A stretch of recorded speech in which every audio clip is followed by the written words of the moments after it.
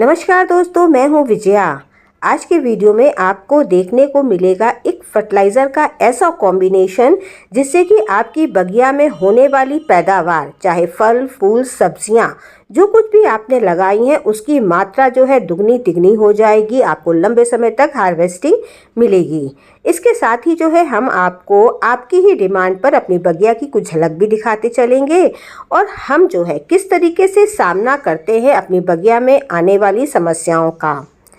एक तरीके से कहें कि ये वीडियो उन प्लांट लवर्स के लिए बहुत ही फ़ायदेमंद होने वाला है जो कि अपनी बगिया का A to Z सारा काम खुद ही अपने हाथों से करते हैं। तो क्या मेरे गार्डन में चल रहा है, चलिए शेयर करते हैं। सबसे पहले तो यहाँ पर्सलेन है जिन्होंने की फ्लावरिंग बहुत कम कर दी है और हमने जो है विंटर वेजिटेबल्स की भी कुछ सीडलिंग कर ली है। इधर एडीनियम भी जो है पानी के अभाव में अपनी पत्तियों को पीली कर दिया है और मेरे बुद्धा जी मस्त बैठे हुए हैं। थोड़ी सफाई की ज़रूरत है यहाँ आसपास। पीछे से मेरी बगिया कुछ इस तरीके से नज़र आती है। इधर बगल में साइड में मैंने एक मटका गार्डन क्रिएट किया था जो कि अपने second channel vlogs by Vijaya में शेयर किया था। साथ में उस पर मैंने ये भी बताया था कि आप मटके का कितनी तरीके से यूज़ कर सकते हो। अब की गर्मी में मेरे गुलदाउदी सारे ही ख़त्म हो गए थे। उनकी मैंने कटिंग अभी लगाई है, लेकिन काफ़ी लेट हो गए हैं, लेकिन कटिंग्स जो हैं ग्रो हो रही हैं। यहाँ पर जो है मेरे यही गन्ना वगैरह लगा हुआ है और हाँ, बगल में जो है ये पुलमेरिया लगा है जो कि बहुत बड़ा हो गया है और अब मुझे ऐसा लगता है इसकी छटाई करनी बहुत ज़रूरी है, क्योंकि ज़रा सा भी हवा वगैरह चल रही है तो ये लुढ़क जाता है। लुढ़कता तो है ही अपना, साथ में एक दो प्लांट्स का नुकसान भी करके जाता है। ये देखिए इसकी जड़ें भी नीचे से निकल रही हैं। तो अब इस पुलमेरिया की भी कटाई छटाई करनी है, लेकिन अभी हमें फरवरी मार्च का वेट करना होगा।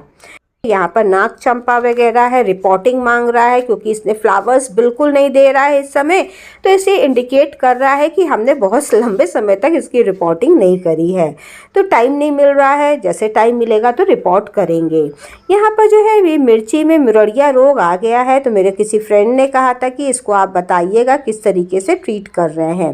तो देखिए सभी पत्तियों में मुरड़िया रोग नहीं है, कुछ में है। तो यहाँ पर देखिए मेरा सिंपल आसान तरीका यही है कि मैं प्रूनिंग कर देती हूँ। अब कुछ लोग को तो बहुत बुरा लगेगा क्योंकि वो प्रूनिंग करना तो जानते ही नहीं है, जैसे उनको बहुत ख़राब लगता है। लेकिन हम चूँकि इजी गार्डनिंग के मतलब पक्षधार रहते हैं तो मैं प्रूनिंग कर देती हूँ। कोई केमिकल पेस्टिसाइड वगैरह यूज़ नहीं करते हैं और जो खट्टा दही छाछ वगैरह की जो लिक्विड फर्टिलाइज़र या कहते दवा बना के डालते हैं, उतना दोस्तों मेरे पास पेशेंस नहीं रहता है। तो मैं प्लांट्स लगे हैं, कभी ये ग्रो होकर के हमें मिर्ची दे देता है, कभी दूसरा दे देता है। तो इस तरीके से ये मुझे मतलब आसान तरीका लगता है। अच्छा हाँ, अगर आपने प्रूनिंग करी है और अगर उसके बाद खूब तेज़ बारिश हो गई तो हो सकता है नई पत्तियां भी मुड़ी मुड़ी सी निकलें, और अगर कम बारिश रही तो ठीक भी निकल सकती हैं।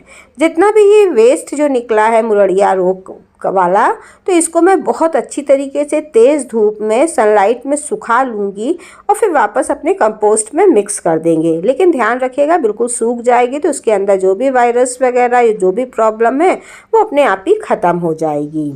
इसके बाद यहाँ पर जो है मेरी हार्वेस्टिंग चालू है, मैं हार्वेस्टिंग भी शेयर करूँगी। यहाँ पर लौकी लगी है, गोल वाली लौकी, जिसको कि मैंने बीज शायद गर्मी में ही डाल दिया था। इसका ग्रीन नेट वगैरह के नीचे चलता रहा था। फ्रूटिंग अब करिए। केवल 2 ही लौकी के प्लांट है मेरे, तो एक में लंबी वाली लौकी निकलती है, एक में गोल वाली लौकी निकलती है। तो ये देखिए काफ़ी इधर तक फैल गया है। कद्दू जो है पूरा कवर कर लिया। जितनी भी ये गोल वाली लौकी आपको दिख रही है ये सब एक ही बेल में जो है निकली हुई है। तो मैं सोच रही हूँ इसको भी हार्वेस्ट कर ले, क्योंकि वही बात है बहुत लंबे समय तक ये पेड़ में लगी रहेगी तो बीज इसके कड़े हो जाते हैं। नीचे से भी देखिए कद्दू की बेल ये फैल रही है। तो इसमें भी मेल फीमेल फ्लावर आ रहे हैं, लेकिन अब कम आ रहे हैं। एक फीमेल फ्लावर वहाँ भी खिला दिख रहा है। तो ये कुछ पोजीशन है इस तरीके से। हल्दी बड़ी हो रही है। हल्दी में इस समय जो है आप बोन मिल और नीम की खली दोनों ही जो है 1-1 चम्मच मिला लीजिए और हल्दी के प्लांट की जो मिट्टी है गमला है उसमें मिक्स कर दीजिए।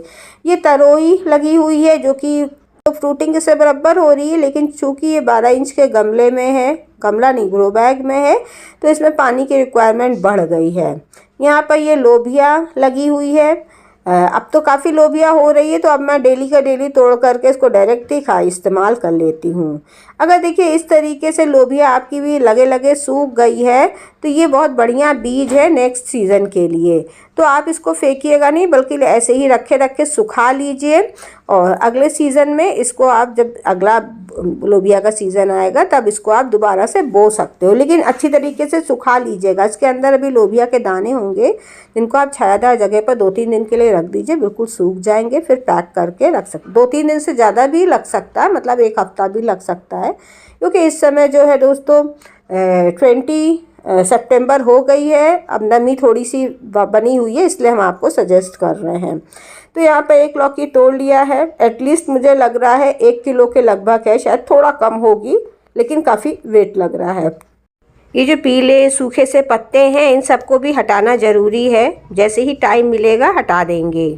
नीचे इधर जो सामने ग्रो बैग है, उसमें कद्दू के जो है 5 बेलें लगी हुई हैं, और कद्दू भी बीच बीच में मिल रहा है। इससे पहले आपको हार्वेस्टिंग में मैंने शेयर कर चुके हैं, अब की लौकी की हार्वेस्टिंग दिखा रहे हैं। यहाँ पर जो है मैं मिट्टी में पैर नहीं रखना चाहती हूँ, लेकिन वो उतनी दूर लगा है कि मुझे जो है पैर रखना ही पड़ा है। ये देखिए एक ये भी है, ये भी जो है आधा किलो से ज़्यादा ही का है। तो ये 2 देखिए मेरी लौकी निकल आई हैं। अब चलते हैं आगे की तरफ।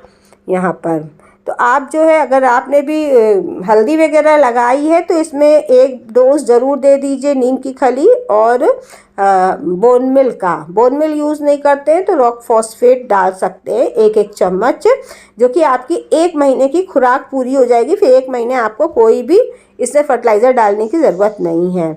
आप नहीं तो आप कुछ नहीं है तो आप सिंपल सा ये ज़रूर डाल दीजिए, गोबर खाद डाल दीजिए। तो यहाँ पर तो बस मैं बीन्स ऐसे ही तोड़ लेती हूँ, देख लेती हूँ कोई कीड़ा मकोड़ा नहीं है, बस ऐसे ही खा लेती हूँ। मैं सोचती हूँ इस तरीके से मेरी सलाद की रिक्वायरमेंट डेली की डेली नेचुरल ढंग से पूरी हो रही है, बिना एफर्ट करे हुए। गार्डनिंग भी करते रहते हैं, सलाद का भी इस्तेमाल करते रहते हैं। तो बस ये हो गई है मेरी आज की हार्वेस्टिंग। चलिए अब आपको हम ये दिखाते हैं कि अब मैं कौन सा फर्टिलाइज़र डालूंगी। वैसे मैं इधर जब से मैं हार्वेस्टिंग चालू कर दी हूँ, मैं लिक्विड फर्टिलाइज़र ऑलवेज़ बना के रखती हूँ। अभी जो है इसमें से पुराना वाला लिक्विड फर्टिलाइज़र ख़त्म हुआ है, तो सबसे पहले मैंने 12 लीटर के लगभग ये नॉर्मल पानी ले लिया है, टैप वाटर टंकी का पानी है। और इसमें जो है मैं टेरेस में ही अपनी खाद रखती हूँ, ये सूखी खाद, सॉलिड खाद रखते हैं, वो डालने जा रहे हैं।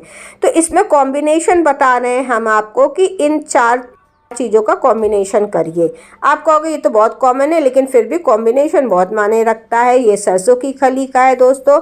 सरसों की खली जो है आपके केमिकल फर्टिलाइज़र को टोटली रिप्लेस कर सकती है, ये जान सकते हैं। ये बोन मिल है जो कि फ्रूटिंग वगैरह के लिए बहुत अच्छा होता है। ये नीम की खली है, इसमें माइक्रो न्यूट्रिएंट बहुत सारे रहते हैं। और साथ में अगर जो मिट्टी से कोई प्रॉब्लम आती है, जैसे कि दीमक लग जाती है, निमाटोड्स हो जाता है, इन सबको दूर करती है।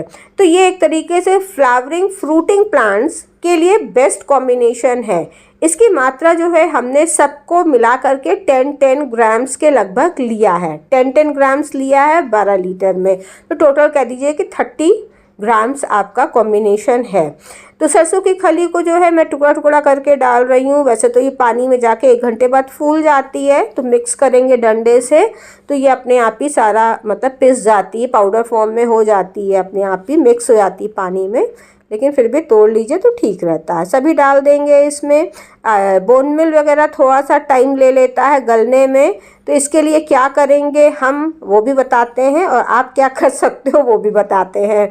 अच्छा, इन सभी पर मैंने डिटेल वीडियोस बना रखे हैं, बोन मिल, नीम की खली, सरसों की खली का। आप ज़्यादा जानकारी चाहते हो तो उन सबको भी देख सकते हो।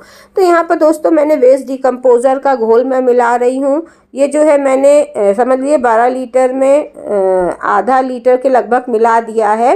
वेस्ट डिकम्पोज़र से ये है कि चीज़ें जल्दी डिकम्पोज होंगी। वेस्ट डिकम्पोज़र डालने से जो है ये 3 ही दिन में रेडी हो जाता है। अगर आपके पास वेस्ट डिकम्पोज़र नहीं है तो आप जो है इसको ऐसे ही रख दीजिए। सितंबर और अक्टूबर के मौसम के हिसाब से ये 7 से 10 डेज़ में अच्छी तरीके से डिकम्पोज हो जाएगा। तब आप उस लिक्विड फर्टिलाइज़र में 3 गुना ज़्यादा पानी मिला करके अपने सभी तरीके के फ्लावरिंग, फ्रूटिंग और वेजिटेबल वाले प्लांट्स में डाल सकते हो। अगर थोड़ा बहुत लिक्विड फर्टिलाइज़र नीचे बच गया है तो उसमें दोबारा से फिर पानी मिक्स करके फिर से जो है 1 हफ्ते बाद रिपीट कर सकते हैं सेम प्रोसेस को। उम्मीद है आपको वीडियो पसंद आया होगा। पसंद आया हो तो थम्स अप दे दीजिएगा। फिर मिलते हैं किसी नए वीडियो के साथ, तब तक के लिए नमस्कार।